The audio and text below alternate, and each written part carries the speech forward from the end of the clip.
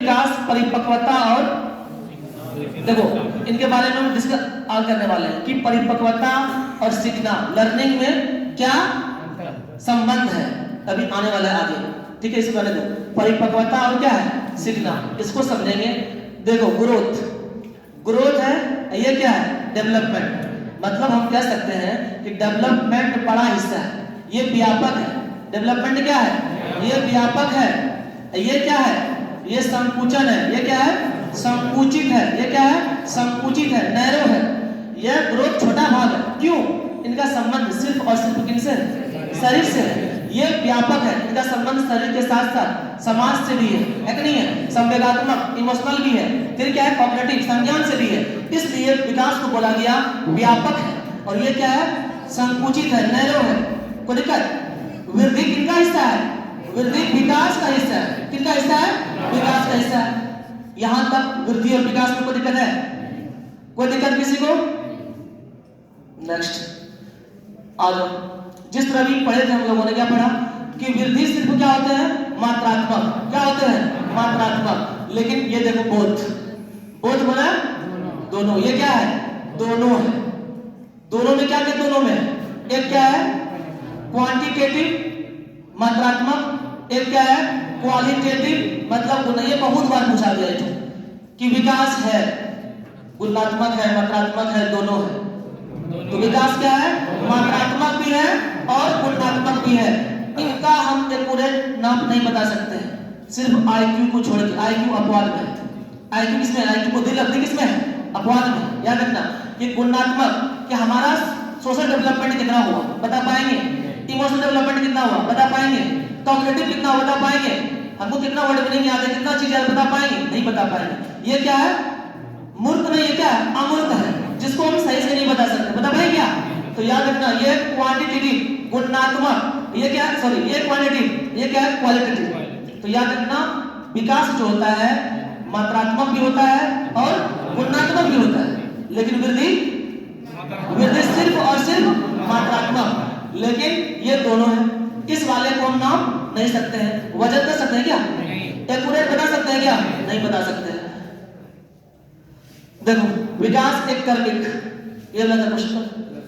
कर्मिक अलग है, कर्म अलग, कर्म अलग है, कर्मिक अलग है। विकास एक कैसा प्रक्रिया है, कर्मिक प्रक्रिया है। कर्मिक में क्या होता है, देखो क्या होता है एग्जांपल कि इसमें कोई नई चीज आएगी और पुरानी चीज जाएगी। जैसे दूध के दांत जाकर अक्ल की दांत आएगी, है ना। तो ये कर्मिक प्रक्रिया। क्या अगर स्टेटमेंट मिल जाए कि विकास एक कर्मिक प्रक्रिया है, सही है गलत? सही है। विकास एक कर्मिक प्रक्रिया है, सही है गलत? सही है। सब बोल रहा है विकास एक कर्मिक प्रक्रिया है, सही है गलत? सही है। देखो अब क्या आ गया, परिपक्वता क्या होता है। परिपक्वता किनके साथ है, परिपक्वता का अधिक संबंध किससे है, आनुवंशिकता से। सुनो, परिपक्वता पर्यावरण के प्रति उचित तरीके से प्रतिक्रिया करने की क्षमता है जो आनुवंशिकता से अत्यधिक संबंधित है। जब अत्यधिक की बात आ जाए, मैच्योरिटी की जब हम बात करें, परिपक्वता की बात करें, क्या होता है मैच्योरिटी की आनुवंशिकता से मिलने वाला वह गुण जो निश्चित समय पर व्यक्ति में या बच्चे में प्रकट होती है, उसको क्या कहते हैं, परिपक्वता कहते हैं। परिपक्वता का संबंध किससे होता है? अगर कोई छोटा बच्चा है वो बोलेंगे बेटा तुम कुछ लिखो तो लिख नहीं पाएगा। जैसे वो बढ़ेगा वो मैच्योर हो जाएगा, उसके अंगुली में फिंगर में मैच्योरिटी आ जाएगी। जब अंगुली परिपक्व हो जाएंगे तब वो कलम को संभाल पाएगा, तब वो लिख पाएगा। देखो लिखा हुआ है maturity is the ability to respond to the environment in an appropriate manner and is highly related to heredity. Example में है a child 2 years of age, एक बच्चा 2 साल का है, cannot perform task, वह टास्क को परफॉर्म नहीं कर सकता, for whom he is not mature, क्यों नहीं कर सकता, क्योंकि वो फिजिकली शारीरिक रूप से मैच्योर नहीं है।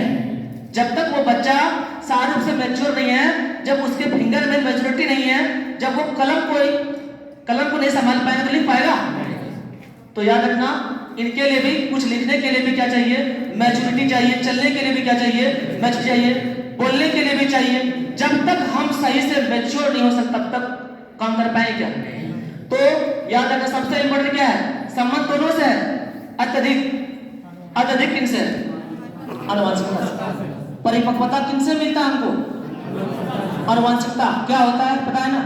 आने वाला चैप्टर वही है, आनुवंशिकता क्या होता है वो भी जान लेंगे। परिपक्वता एक बार पढ़ रहे हैं। परिपक्वता पर्यावरण के प्रति उचित तरीके से प्रतिक्रिया करने की क्षमता है जो आनुवंशिकता से अत्यधिक संबंधित है। कोई दिक्कत? ये स्टेटमेंट जहां मिले बिल्कुल सही कर देना, गलत करना ही नहीं। अब ये क्या आया? इन्हीं का पॉइंट है, ये चैप्टर अधिगम नहीं है, ये इन्हीं का है। ये क्या लिखा हुआ है? लर्निंग। लर्निंग में क्या होता है? अधिगम, है ना? देखो अधिगम क्या है? Learning comes through effort and क्या है? प्रैक्टिस। लर्निंग जो होता है, अधिगम जो होता है, किनसे होता है? अभ्यास से और प्रयास से होता है। हम लोग कुछ जो सीखते हैं, चाहे वो क्रिकेट खेलना सीखते हैं, साड़ी करना सीखते हैं, या पेंटिंग करना सीखते हैं, कुछ भी सीखते हैं, तो एक ही दिन में सीख लेते हैं। उनके लिए आप बार बार प्रयास करते हैं, अभ्यास करते हैं, नहीं करते? करते हैं ना? तो लर्निंग कैसे आता है? अभ्यास से और प्रयास से। और अभ्यास और प्रयास से जो चीज भी होता है ना, वो कैसा परिवर्तन है? डिजायरेबल चेंजेस, मतलब वांछित परिवर्तन, मतलब अस्थायी परिवर्तन, जिसको हम जल्दी नहीं भूल सकते हैं।